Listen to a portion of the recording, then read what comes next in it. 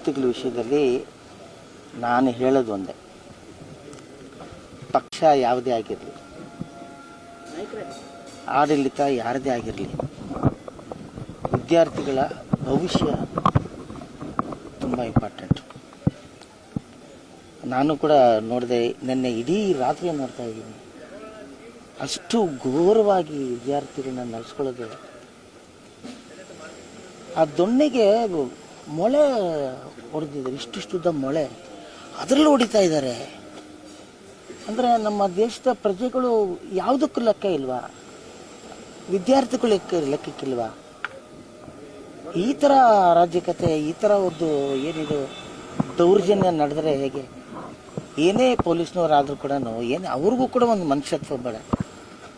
ರೋಡಲ್ಲಿ ಕೂತಿದ್ದಾರೆ ದೊಣ್ಣೆಗಳು ಹಿಡ್ಕೊಂಡು, ಅವ್ರು ಯಾರು ಅಂತಲೇ ಗೊತ್ತಿಲ್ಲ. ಅವನು ಆನ್ಸರ್ ಮಾಡ್ತಾ ಇಲ್ಲ, ಅವನು ಅಂತಾನೆ ಎದ್ದು ಹೊಡಿತಾನೆ. ಇವರು ಪೊಲೀಸ್ ಯಾರೇ ಗೂಂಡಾಗಳು? ಅದು ವಿದ್ಯಾರ್ಥಿಗಳ ಮೇಲೆ ಅವ್ರು ಅದರಲ್ಲೂ ಹೆಣ್ಮಕ್ಳು.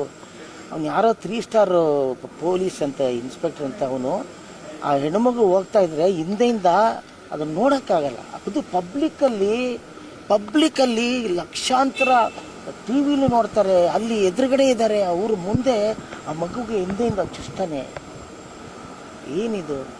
ಇದು ಭಾಳ ಅನ್ಯಾಯ. ಇದ್ರ ವಿರುದ್ಧ ಪಕ್ಷ ಬಿಟ್ಬಿಡೋಣ, ಪಕ್ಷ ಯಾವುದೇ ಆಗಲಿ, ಒಳ್ಳೆಯದೇ. ದಯವಿಟ್ಟು ವಿದ್ಯಾರ್ಥಿಗಳಿಗೆ ನ್ಯಾಯ ಸಿಗಬೇಕು.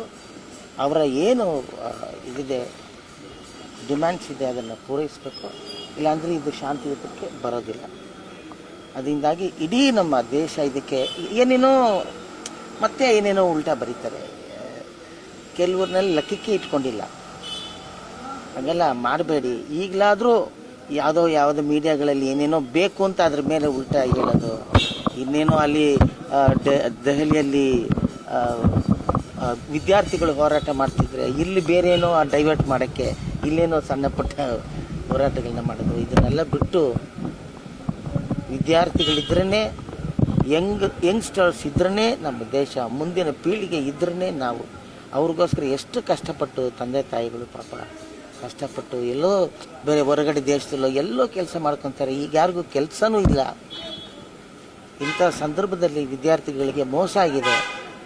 ಇದನ್ನೆಲ್ಲ ಮಾರ್ಕೊಂಡು ಇಷ್ಟೆಲ್ಲ ಆದಾಗ ದಯವಿಟ್ಟು ಎಲ್ಲರೂ ಎಚ್ಚೆತ್ಕೋಬೇಕು.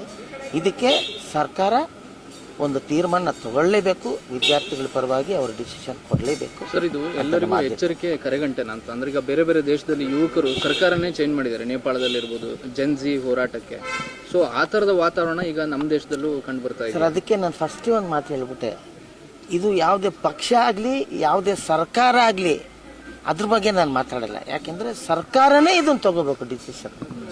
ಏನು ಭಾರತದ ಸರ್ಕಾರ ನಡೆಸ್ತಾ ಇದ್ದಾರೆ, ಅವರೇ ಡಿಸಿಷನ್ ತಗೊಂಡು ಆದಷ್ಟು ಬೇಗ ಇದನ್ನು ಶಾಂತಿಯುತವಾಗಿ ನಿಲ್ಲಿಸಬೇಕಾಗತ್ತೆ. ಅವರಿಗೆ ಒಂದು ನಿರ್ಣಯವನ್ನು ಕೊಡಬೇಕಾಗತ್ತೆ.